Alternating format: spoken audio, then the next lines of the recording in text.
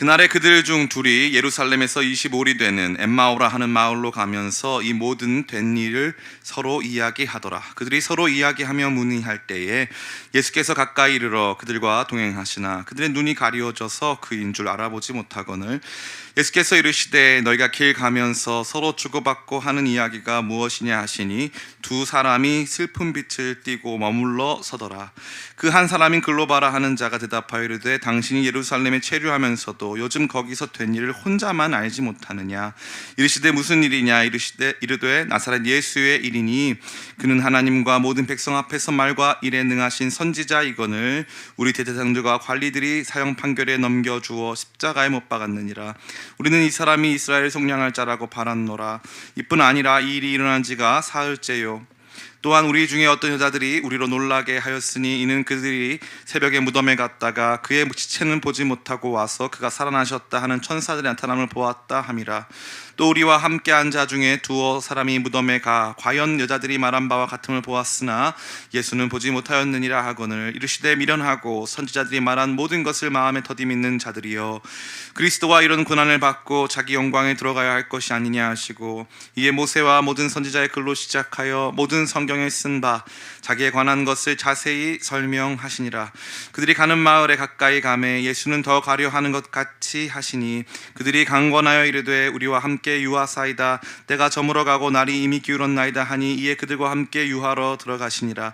그들과 함께 음식 잡수실 때 떡을 가지사 축사하시고 떼어 그들에게 주시니 그들의 눈이 밝아져 그인 줄 알아보더니 예수는 그들에게 보이지 아니하시느니라. 그들이 서로 말하되 길에서 우리에게 말씀하시고 우리에게 성경을 풀어주실 때에 우리 속에서 마음이 뜨겁지 아니하더냐 하고 곧 그때로 일어나 예루살렘에 돌아가 보니 11 제자 및 그들과 함께한 자들이 모여 있어 말하기를 주께서 과연 살아나시고 시몬에게 보이셨다 하는지라. 두 사람이 길에서 된 일과 예수께서 떡 떼심으로 자기들에게 알려지신 것을 말하더라. 아멘. 우리 기쁨의 교회의 2020년 표어는 항상 기도하고 낙심하지 말 것, 항기 낭말입니다.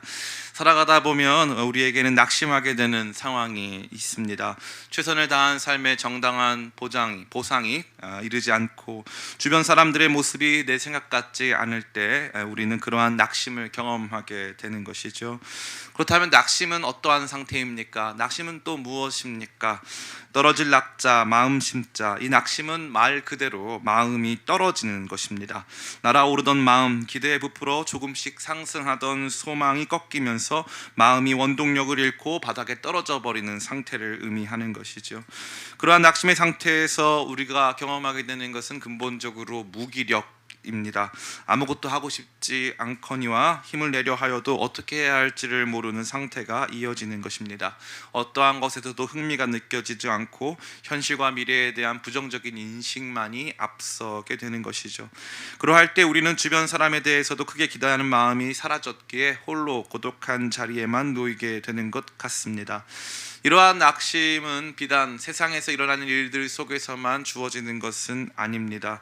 신앙 안에서도 낙심이 있습니다. 그리고 그 신앙 안에서 일어난 낙심은 어떠한 의미로 보자면 세상 속에서 겪는 것보다 훨씬 큰 영향을 갖기에 우리로 모두 하여금 참 깊은 주의를 갖게 하는 것이죠. 이 부분에 있어서 올해는 특별히 우리 교회의 표가 더욱 그 진가를 발휘하는 순간이 아닐 수 없습니다. 코로나19로 말미암아 우리의 신앙생활이 멈추어졌습니다. 엄밀히 말해 신앙생활이 멈추었다기보단 교회 생활이 멈추었지만 우리 신앙에 있어서 교회와 교회 공동체의 영향이 실로 엄청났었기 때문에 교회 생활의 마비는 우리 신앙생활 자체를 마비시킨다고 해도 과언이 아닌 것입니다.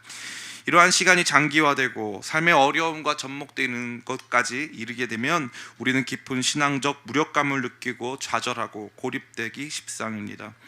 그러나 그럼에도 불구하고 저는 오늘 여러분 모두에게 다시 한번 소망과 기쁨의 메시지를 드리고자 이 자리에 섰습니다. 그 메시지는 무엇입니까? 주님께서는 우리를 너무나도 잘 아시기 때문에 그러한 낙심 가운데서도 소망이 있음을 말씀해 주고 계시고 오늘 이 말씀이 바로 그 말씀이라는 것입니다.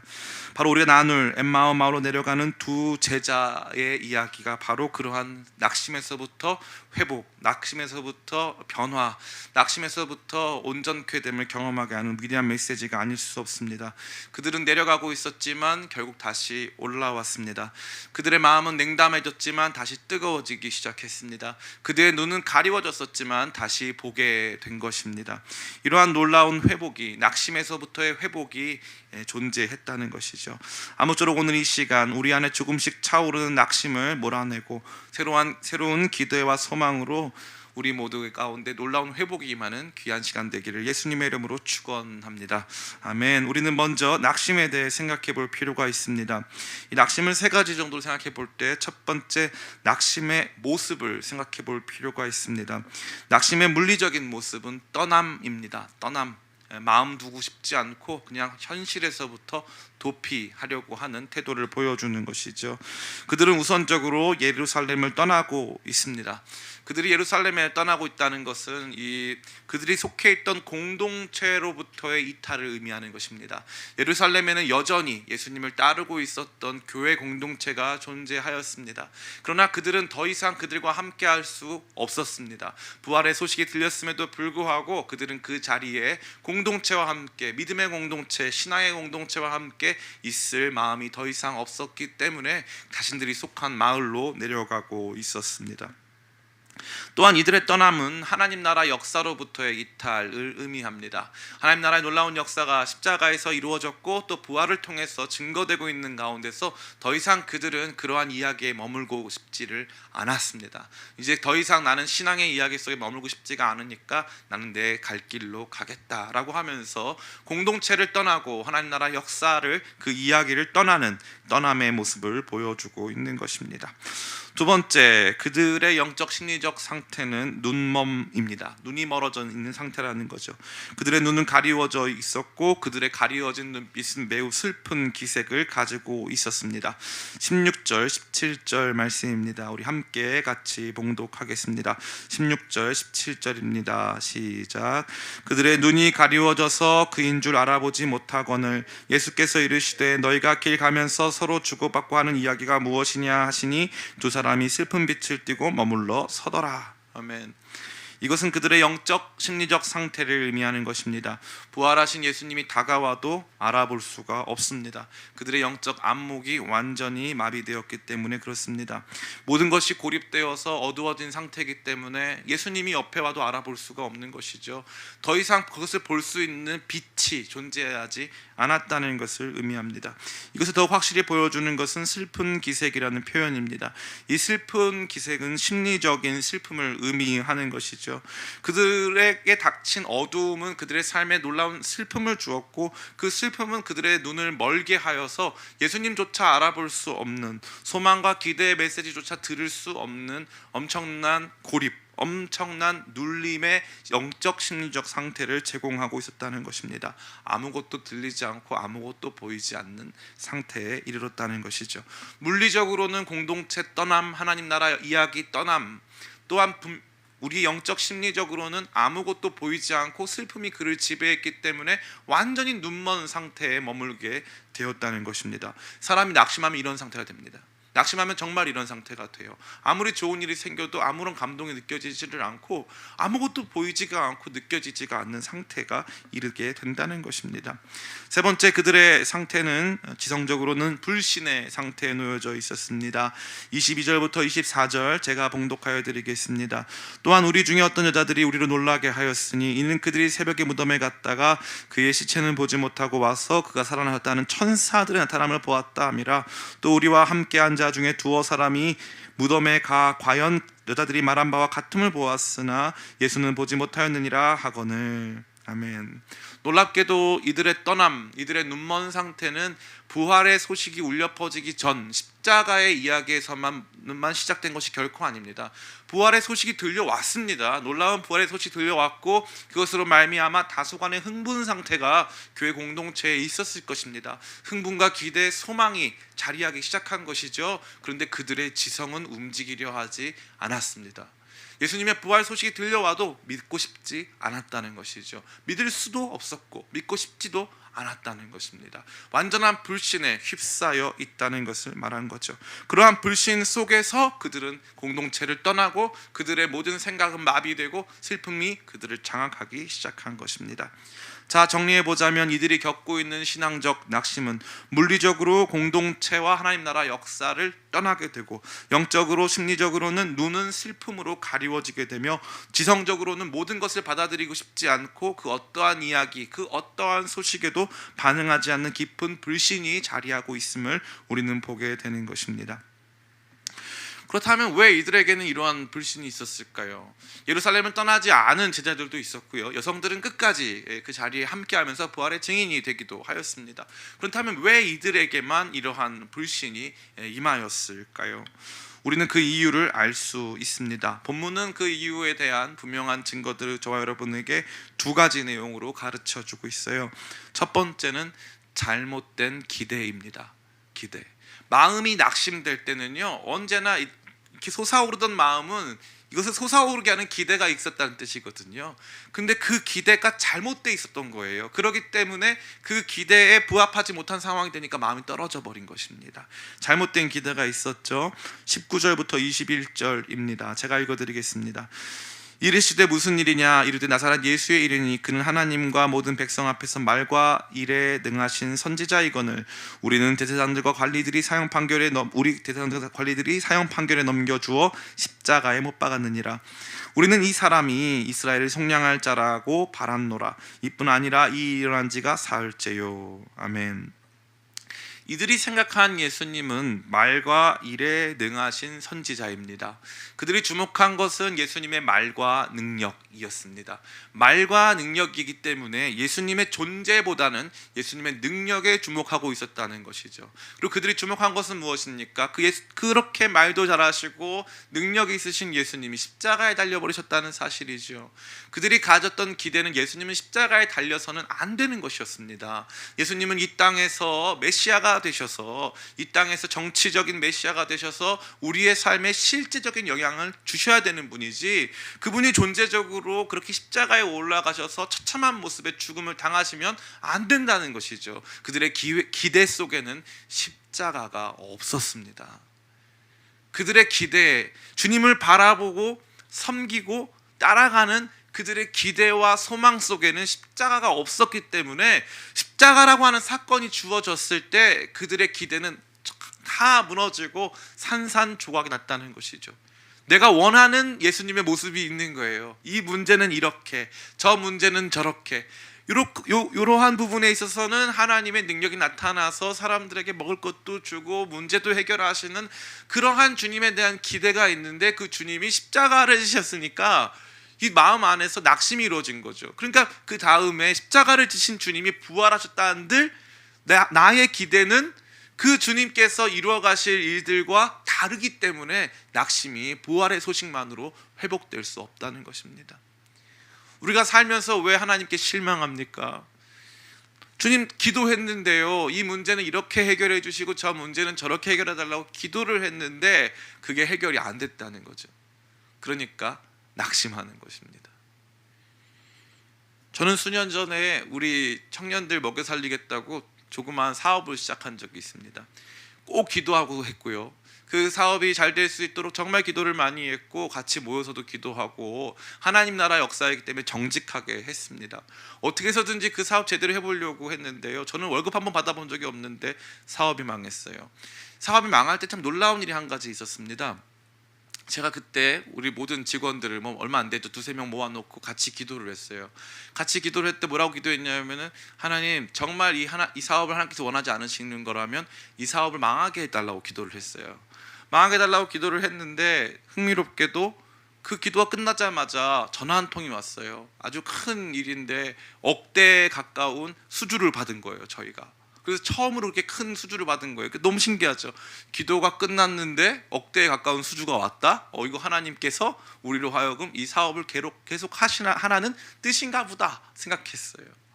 그런데 웬걸요, 그 후로도 몇 번에 걸친 억대에 걸친 수주가 있었는데 결국 망했어요. 안 된 거죠. 그러니까 제 마음에 낙심이 쫙 찾아오더라고요. 기도해서 뭐하냐, 아무것도 안 된다. 시간이 지나 보니까 그 모든 과정이 저로 하여금 하게 한 것이 있는데 바로 교회를 개척하게 한 거예요. 시간이 지나 보니까 하나님께서 그러한 일들을 다뤄가시는 방식이 따로 존재했다는 거예요. 그런데 나는 이 모든 기도를 할 때 정답을 정해놓는 거예요. 아, 이건 이렇게 돼야 돼. 이건 이렇게 돼야 돼. 이거 이렇게 안 된 거면 실패한 거고 망한 거야. 이런 생각이 제 안에 있었던 거예요. 그러니까 그런 낭패감과 좌절감이 저로 하여금 제 눈을 어둡게 함으로 말미암아 하나님 나라의 역사를 보지 못하게 만든 거죠. 잘못된 기대가 우리 안에 있었다는 거예요. 지금 이 사람들도 왜 이렇게 슬퍼요? 왜 슬픕니까? 아, 말과 일에 능하신 선지자 예수님이신데 아니 갑자기 십자가 가지고 죽으셨어요.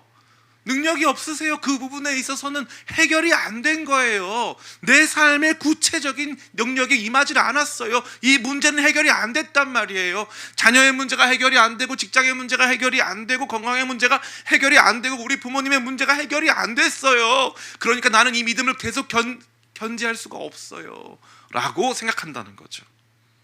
그러니까 주님을 향한 잘못된 기대, 주님의 말씀과 주님의 능력에 우리의 기대를 두고 그것이 어떻게 우리 가운데 영향을 줄 것인가에만 몰입한 나머지 잘못된 기대로 말미암아 엄청난 낙심이 있었다는 거죠. 그들 안에 있었던 이러한 잘못된 모습을 주님께서 짚어주십니다. 또한 이들은 이러한 잘못된 기대와 더불어 성경에 대한 무지와 불신을 갖고 있었어요. 무슨 말입니까?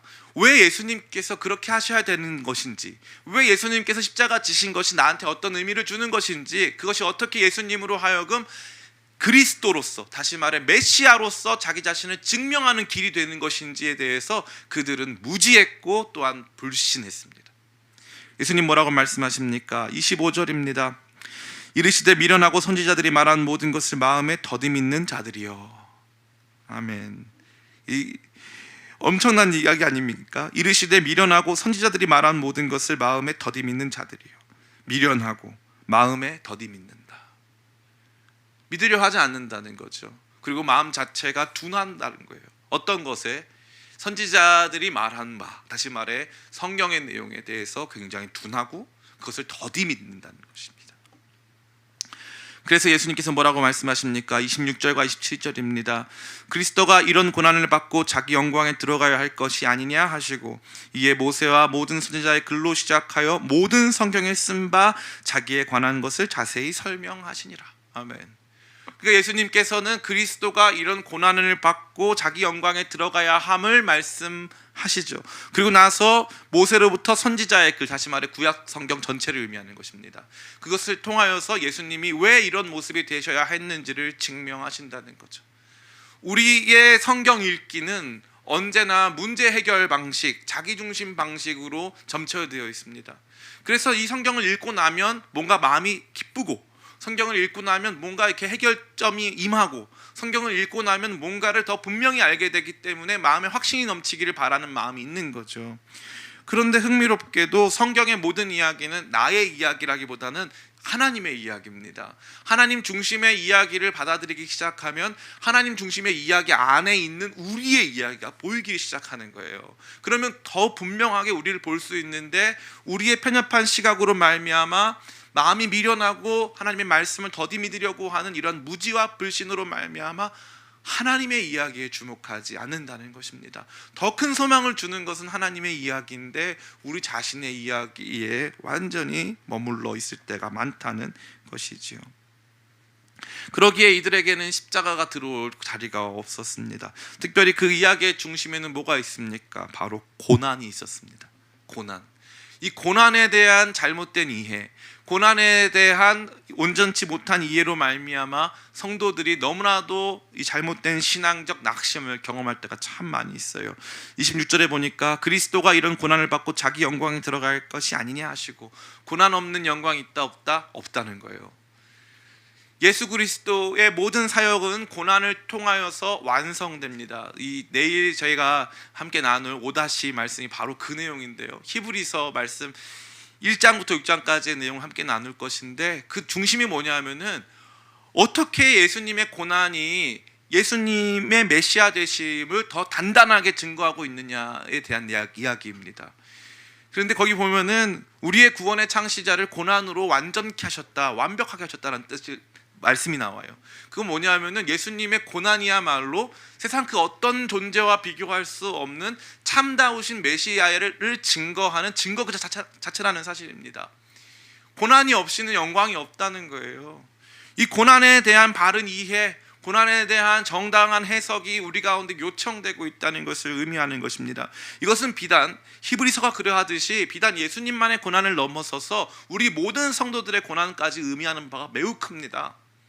고난을 통하여서 영광에 들어가는 것이죠.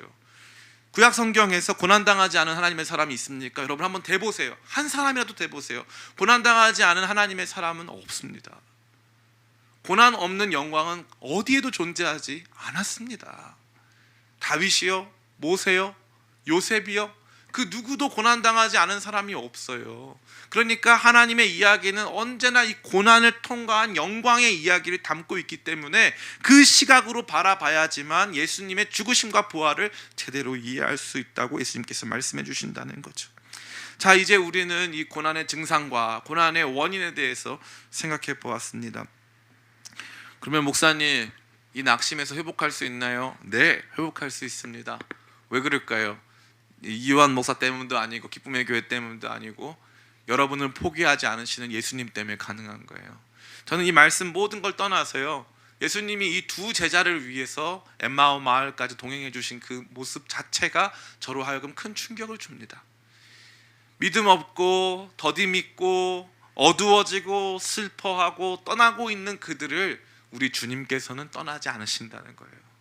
그리고 그들이 예수님인지 제대로 알지도 못하고 조금만 더 그 얘기 해달라고 같이 예수님 붙잡았을 때 원래 예수님은 더 가려고 했는데 그들이 붙잡으니까 어떻게 해주세요? 같이 머물러 주세요.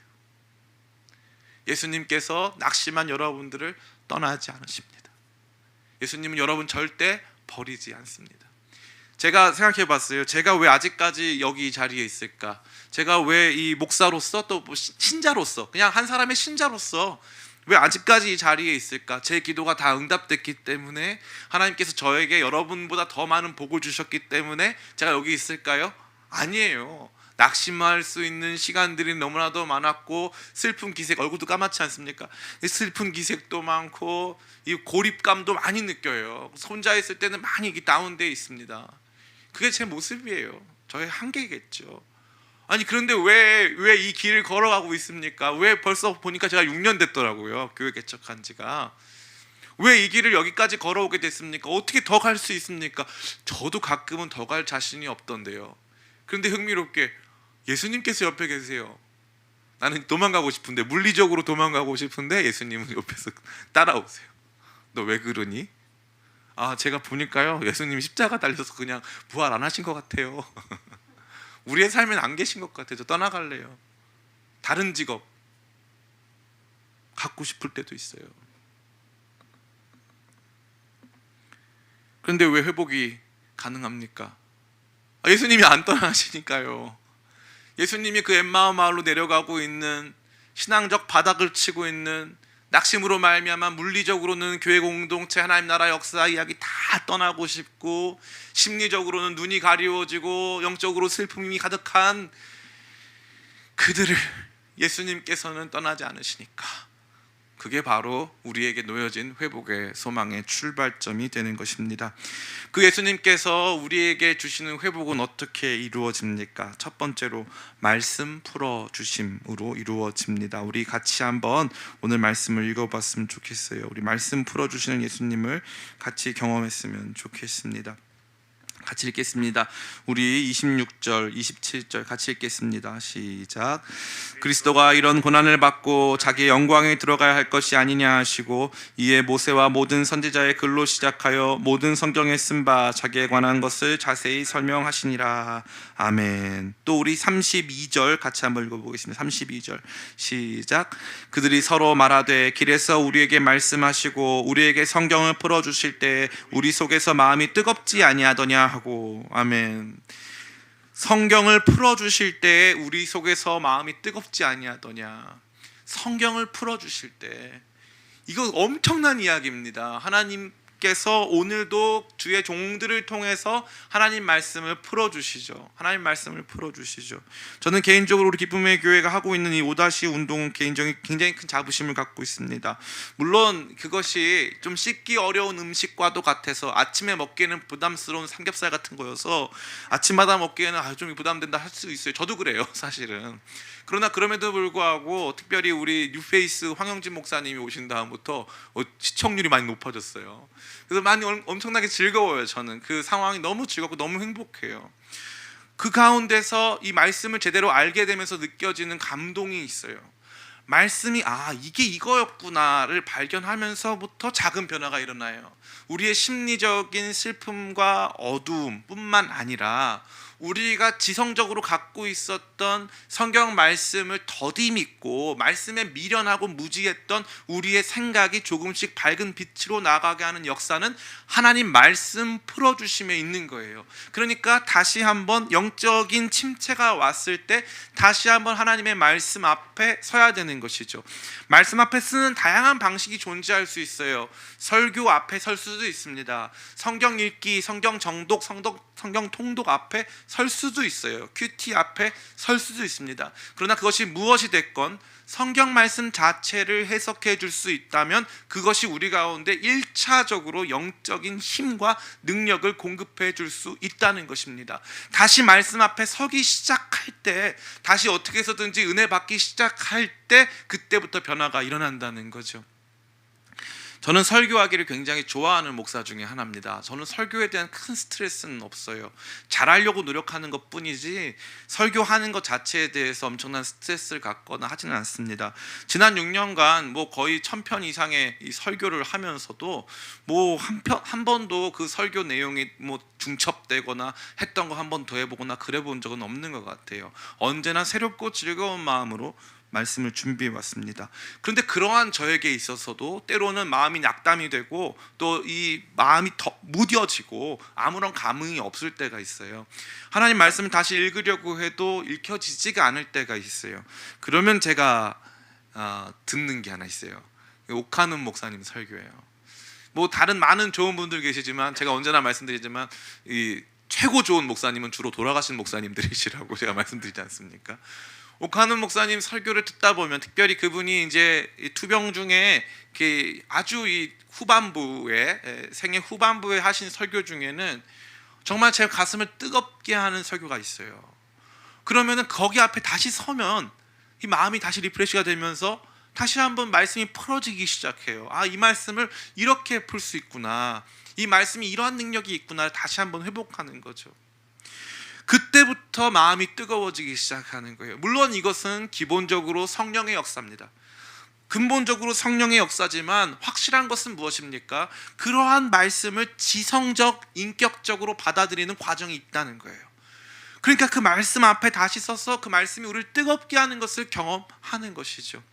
지난 2019년 참 우리로 하여금 이 코로나 이전의 시대를 상상하게 하는 것은 그 자체로 한편으로는 매우 기분 좋은 일이지만 다른 한편으로는 오늘의 현실을 매우 비참하게 하는 일인데, 이 자리에서 우리 기쁨의 교회 여기 다 앉으면은 의자 깔고 앉으면 70명 정도 앉을 수 있는데 100명 넘는 성도들이 의자 다 빼고 여기 앉아서 하나님 말씀 들었지 않습니까? 근데 생각해 보면 그때 그 부흥회 때 너무 마음이 뜨거웠어요. 너무 마음이 뜨거웠어요. 바람이 분다. 그 부흥회 때 우리 마음이 너무 뜨거웠어요. 우리가 모였기 때문에도 있지만 하나님 말씀이 주의 종들을 통해서 선포될 때 우리 마음이 너무 뜨거웠어요. 우리 인생의 주인이 누구냐 막 하면서 마음 안에 막 뜨거운 마음이 막 있었다는 거죠. 그러니까 이 말씀 풀어줌 앞에 힘들지만 어렵지만 다시 서야 된다는 것입니다. 주님께서 엠마오로 내려가는 그 제자들에게 행하신 치료법도 바로 거기에 있었어요. 말씀 풀어주심. 말씀 풀어주심. 그런데 예수님이 말씀 풀어주실 때 마음 안에 뜨거움이 생겼어요. 이것은 단순히 지적인 동의가 아니라 마음의 뜨거워짐을 경험하는 거죠. 그것이 나에게 주어진 말씀이다. 이것이 참 옳은 말씀이다. 이 말씀 때문에 생각의 변화, 의식의 변화, 마음의 변화, 심리적 변화가 존재하기 시작했다는 것입니다. 저는 우리 기쁨의 교회 성도님들이 다시 한번 말씀 앞에 서시기를 간절히 축원합니다. 힘들고 어렵지만 오늘 나를 알게 하고 내 상태를 제대로 보게 하는 것은 이 말씀밖에 없음을 여러분들이 깊이 인식하게 되길 간절히 바랍니다. 것입니다. 최근에 이 가정은 병원에 많이 갔어요. 병원에 많이 가니까 주로 검사를 많이 해요. 검사를 뭐 요렇게도 찍고 저렇게도 찍고 MRI도 찍고 CT도 찍고 엑스레이도 찍고 검사를 그렇게 많이 하더라고요. 조직 검사도 하고 보면서 너무 놀란 게 뭐냐면은 이 다양한 검사 앞에 서는 게 불편하고 힘들어요. 그런데 그 검사를 통해서 풀어지는 거예요.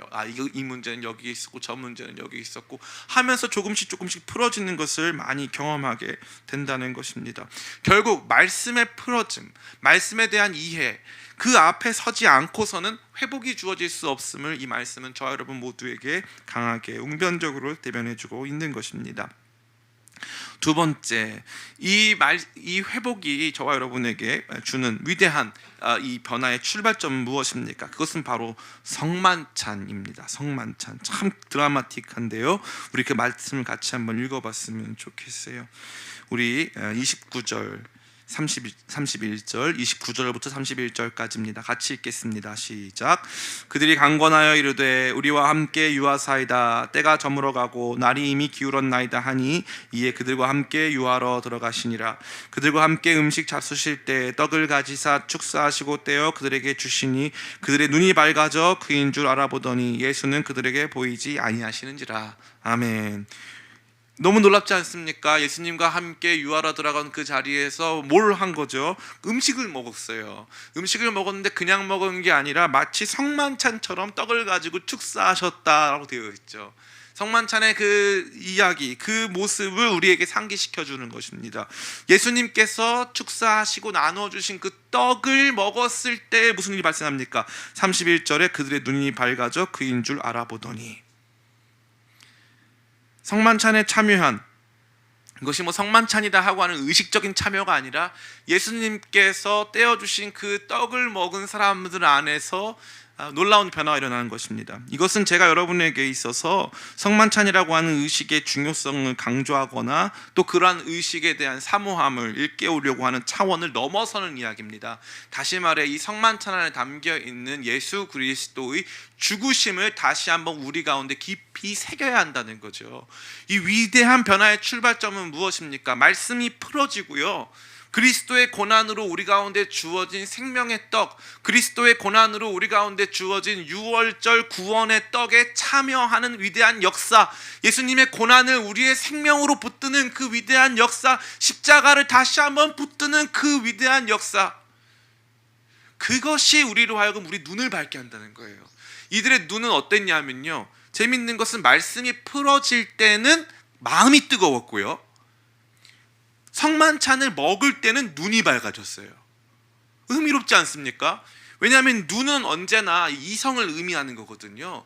그런데 재밌게도 이 예수님의 말씀을 듣고 이 말씀이 해석될 때는 마음이 뜨거워지고, 십자가를 체험하고 그 고난에 동참하게 될 때는 도리어 눈이 밝아졌어요. 너무 놀라운 이야기죠. 그러니까 우리 신앙의 중심에 고난이 있어야 함을, 그 고난이라는 게 그리스도의 고난과 더불어서 우리가 그 고난에 동참해서 함께 자기 십자가를 지고 그 길을 걸어가고 있다는 것을 발견하는 그 순간부터 그때 눈이 밝아지고 깨닫게 되는 거죠. 예수님의 고난의 떡을 참여하는 그 순간부터 우리의 눈이 밝아진다는 거예요. 이 위대한 변화가 존재하는 것입니다. 어두워진 눈, 슬픔에 의해서 어두워지고 영적 무지에 의해서 어두워진 우리의 모든 눈들이 예수님께서 주시는 예수님의 고난의 그 떡을 우리 가운데 주실 때에 우리의 눈이 밝아졌다는 이 위대한 메시지, 이 위대한 메시지. 십자가 외에 우리의 눈을 밝게 할 수 있는 것은 없습니다. 십자가가 아니라면 우리의 모든 신앙적 기대, 신앙적 소망의 모습은 우리 자신을 위한 것이 될 수밖에 없기 때문에 그래요. 하나님의 이야기 속으로 들어가야 되거든요. 그럼 눈이 밝아지거든요. 아, 여기에 내 구원이 있구나. 아, 여기에 내 회복이 있구나. 많은 분들이 생각했을 때 나 자신의 문제, 또 내가 지금 낙심한 문제는 외부에 있거나 상황에 있거나 또 사람에 있다고 생각할 때가 참 많이 있습니다. 그 사람이 나를 힘들게 하고 이 사건이 나를 힘들게 하고 뭐 이런 생각들인 거죠. 그러나 실제적으로 우리의 삶을 무너뜨리고 파괴하고 낭만케 하고 좌절케 하는 그 원인은 죄에 있습니다. 이 죄는 나의 죄, 너의 죄, 우리의 죄로 형성되죠.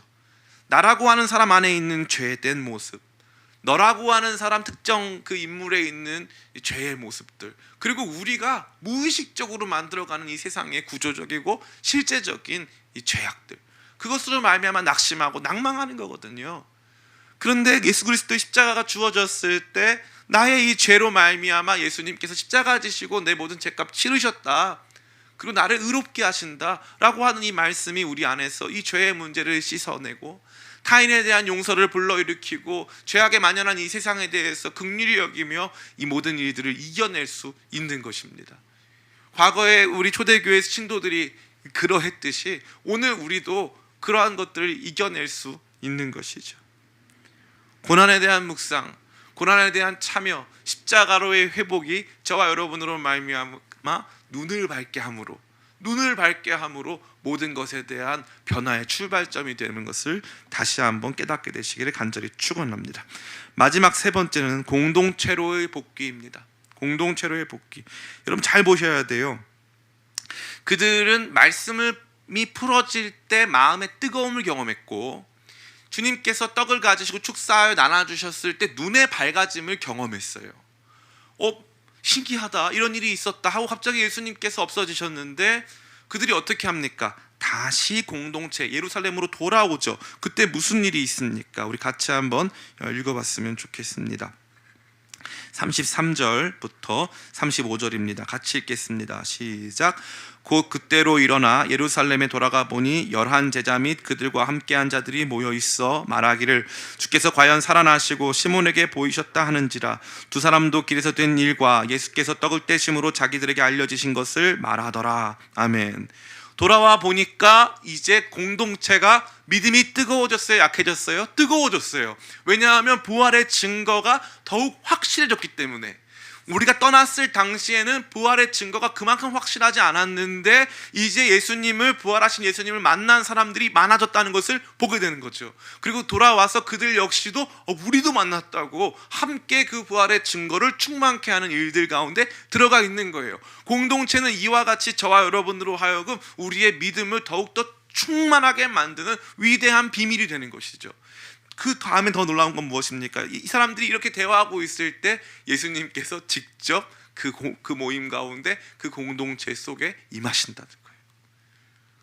그러니까 이 놀라운 회복의 완성이 어디였냐면은 다시 예루살렘으로 돌아가 공동체 속으로 들어가는 거였어요. 회복의 완성은 공동체로의 복귀입니다. 회복의 완성은 바로 거기에 있어요.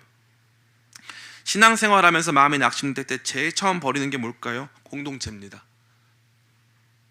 교회 사람이 다 그렇지, 다 냄새나고 힘들지, 아유 목사 다 똑같아 하면서 교회 떠나요. 교회 떠나고 나서 때로는 은혜 받을 때가 있습니다. 유튜브 통해서 다른 교회 목사님 말씀 통해서 막 은혜를 받아요. 너무 좋죠. 행복하죠. 그러다가 또 어느 시점이 되면은 또 마음이 둔하여지고 나도 모르는 사이에 영적인 활동들이 다 멈추고 마비될 때가 참 많이 있습니다. 근데 흥미롭게도 공동체를 떠나온 이들이 예수님을 제대로 만나기 시작하고 말씀의 풀어짐을 경험한 다음에 다시 어디로 들어갑니까? 공동체로 들어가는 거예요. 그러니까 우리가 오해해서는 안 되는 게 있어요. 회복돼서 공동체에 들어간 게 아니고요. 공동체에 들어갔더니 그들의 마음 안에 증거, 그들이 경험한 모든 것들이 더욱 온전케 돼서 회복이 제대로 완벽하게 이루어졌다. 회복돼서 들어간 게 아니고 갔더니 회복됐다 이거죠. 공동체 안에 회복이 있었다 이거예요. 조심스럽게 지켜보건대 아마 이 코로나 상황, 지금 오늘 1030명 정도 확진자가 나왔는데요, 그 이전과는 비교할 수 없을 만큼 다른 세계를 우리 가운데 주고 있습니다. 미래가 빠르게 우리 가운데 임한 거죠. 특별히 교회는 이러한 변화에 있어서 그 중심에 놓여져 있습니다. 과거에 우리가 이 비대면 시대를 겪기 이전에 대면하고 예배 중심, 공동체 중심, 담임 목사 중심의 이런 신앙생활 체계를 가지고 있다가 지금 그 모든 것들이 다 무너진 상태가 되어버린 거죠. 그러다가 제가 교역자 회의하는 가운데 이런 얘기를 했어요. 우리 교역자님들하고 같이 대화하면서 우리 온라인 새가족을 받자 그랬어요. 생각해 보세요. 그냥 유튜브로 시청하는데 온라인 새 가족이 왜 필요합니까? 그죠? 그냥 내가 이 교회 성도인가 보다 하고 다니면 되죠. 공동체가 어떻게 공동체를 형성할 수나 있습니까? 온라인 새 가족 봤자 그냥 제가 그렇게 얘기했어요. 왠지 아세요? 공동체가 회복의 끝이 아니고 공동체가 회복의 완성이기 때문에 그래요. 그러니까 회복되고 공동체에 들어가는 게 아니고요. 공동체에 들어오지 않으면 회복이 완성이 안 돼요. 부활의 위대한 능력이 우리 가운데 있었고 말씀 깨달음이 있었지만 공동체에 속하지 않으면 무너지게 되어 있는 것입니다. 제가 한 목사님과 대화를 나눴어요. 그 목사님 본인이 이 부목사님으로 재직하던 교회에서 이제 담임 목사님 되셨는데 한 성도님이 오셨다는 거예요. 그 교회 안수 집사님이셨다는데 안수 집사님 오셨다는데 이 목사님이 그 교회에서 오신 그 안수 집사님 만나서 반갑게 인사한 다음에 그 교회 마음에 안 드셔도 그 교회 머물러 계셔라 라고 그랬다는 거예요. 그 교회 머물러 계셔라. 그래도 그렇게 하시면 안 된다. 이렇게 매몰차게 말씀했다는 거죠. 그런데 나중에 이 목사님 저한테 뭐라고 하시냐면 그런데 그 안수 집사님이 그 교회에도 남아있을 수 없고 이 다른 교회에서도 배척을 하니까 본인이 그 전에 있던 큰 교회 안수 집사였으니까 다른 교회에서 또 그 교회로 돌아가라고 자꾸 하니까 나중에는 신천지에 갔다는 거예요. 받아주는 공동체가 없으니까. 받아주는 공동체가 없으니까. 제가 그 마음이 너무 아팠어요. 오늘 우리 이 시대요. 지금 온라인 예배들 많이들 드리잖아요. 그리고 기쁨의 교회만큼 온라인 예배 잘 드리는 교회가 아마 정말 제가 생각했을 때는 상위 5%밖에 없을 거예요. 오늘도 조명 보세요. 저 얼굴 까맣다고 눈이 멀찌경입니다. 예. 이렇게까지 밝아야 되나 싶을 정도로 이 정도까지인가 제가 막 이런 생각. 그리고 더 충격적인 건 김배강 목사님이 있을 때는 이렇게 밝진 않았어요. 더 밝아져서 지금 상황이 이해는 합니다만 예. 안구에 이제 문제가 생길 것 같아요. 근데 저희 교회 잘하잖아요. 그러니까 타 교회 분들도 많이 오세요. 근데 이러한 이 디지털 노마드, 이러한 이 영적 유목민 같은 분들이 많아지고 계세요. 정말 많아요. 그럼 언제까지 그분들 그냥 언젠가 교회가 좋아질 거니까 여러분 있던 교회에 머무세요라고 말하는 게 옳을까요? 제가 많은 생각이 들어요. 공동체라는 게 뭐냐 이거예요. 수십 년 동안 있어갖고 우리 부모님이 있었기 때문에 거기가 공동체냐, 거기가 뭐 죽이 되고 밥이 되고 거기에 끝까지 있어야 되는 거냐. 이 젊은 경험 없는 이 목사의 변일 수 있겠지만 우리 가운데 놓여진 이 새로운 시대는요, 지금 원래 그 사람이 어디에 있었는지 어떠한 것인지 중요한 게 아니고 그 사람을 공동체로 인도하는 게 중요한 거예요. 우리 공동체가 됐건 어느 공동체가 됐건, 저는 우리 기쁨의 교회에서 이탈하신 분들도 감히 추천드리는 것은 좋은 교회 가서 거기서 공동체로 꼭 존재하시길 간절히 바랍니다. 회복되어서 공동체 가는 거 아니고요, 공동체 가야 부활의 증거들을 듣고 간증을 듣고 회복되는 거예요. 최근에 한 교회에서 이 본인 교회의 특별 새벽 기도회를 이제 전국적 단위로 확대해가지고 하고 있어요. 저는 처음에 그것에 대해서 조금 부정적인 마음이 있었습니다. 저거 다 이렇게 뭔가 뒤에 다 원하는 게 있어서 하나보다. 거기에 나타나시는 강사님들도 제가 봤을 때 제 기준으로는 다소 이렇게 부족하거나 아직 검증되지 않은 분들이 많이 있었어요. 그런데 시간이 지나니까요, 그 말씀 듣고 그 간증 통해서 회복되는 분들이 너무 많더라고요. 몇십만 명이 그 말씀 보던데요. 제가 그 다음에 생각을 해봤어요. 물론 그 말씀이 온전하지 않을 수도 있고 또 그러한 가운데서도 아직 신앙적인 연약함과 아직 미숙함이 존재할 수 있다. 그런데 어떤 교회가 저렇게 많은 돈 들여가지고 저런 강사분들 다 모아가지고 한국 교회를 위해서 저렇게 좋은 퀄리티를 가지고 하려고 하겠느냐? 돈 있다고 되겠냐? 저거 안 되겠더라고요. 결국 그분들에게 필요한 것은 그렇게 말씀 다시 듣고 공동체 안에서 우리가 교회라는 것을 확인하는 그 과정이 너무나 필요한 거기 때문에 그러한 메시지들을 증거하고 전파하고자 많은 교회들이 힘쓰고 있고, 우리 기쁨의 교회도 부족하지만 미약하지만 온라인 새가족도 등록받아서 그분들에게 필요한 신방도 해드리고 필요한 것도 드리고 있습니다. 벌써 지난주에만 2분이 신청하셨어요. 2분, 3분 이렇게 온라인 새가족으로 등록해 주셔가지고 보니까 우리가 다 설문조사가 있거든요. 온라인 새가족 등록했는데 공동체 소속을 원하십니까? 거기 그분들 쓴 답이 뭐냐? 둘 다 원합니다. 신방 원하십니까? 두 분 다 원합니다. 너무 놀랍지 않습니까? 아니, 교회는 몸으로 와야 되는 곳인 줄 알았는데 온라인 새가족으로라도 교회 가운데 속하고 싶은 분들이 있다는 거예요.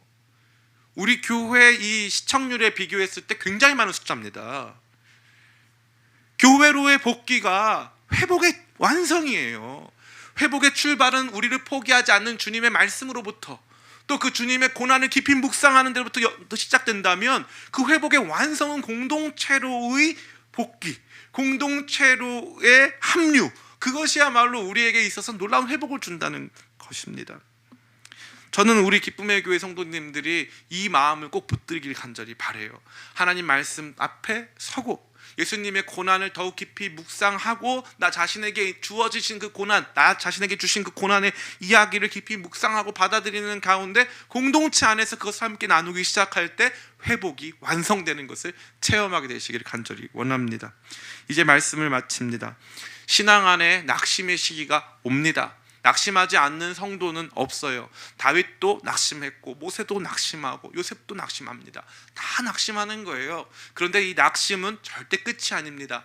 낙심은 우리를 다시 한번 일으켜 세우시는, 다시 한번 우리의 마음을 잘못된 기대, 잘못된 기초 안에서 부풀어 있던 우리 마음을 제대로 된 기초 위에서 세우시며 우리를 온전케 하시는 과정이십니다. 우리가 하나님 말씀 무지했고 잘못된 기대 속에 있었기 때문에 우리의 마음이 잘못된 방향으로 나가고 있다면 주님께서는 우리에게 낙심이라는 과정을 허락하시면서 우리를 다시 한번 빚어가시는데 그 중심에 하나님 말씀 중심을 주시고 그 중심에 십자가를 주시고 그 중심에 교회 공동체를 주시는 것입니다. 그것으로 말미암아 회복이 완성되게 하시는 것이죠. 저는 우리 기쁨의 교회 모든 성도님들이 이러한 놀라운 회복을 말씀 가운데 십자가 중심으로 교회를 통하여 경험하게 되시기를 예수님의 이름으로 축원합니다. 아멘. 이 시간은 잠시 기도하겠습니다. 아버지, 2020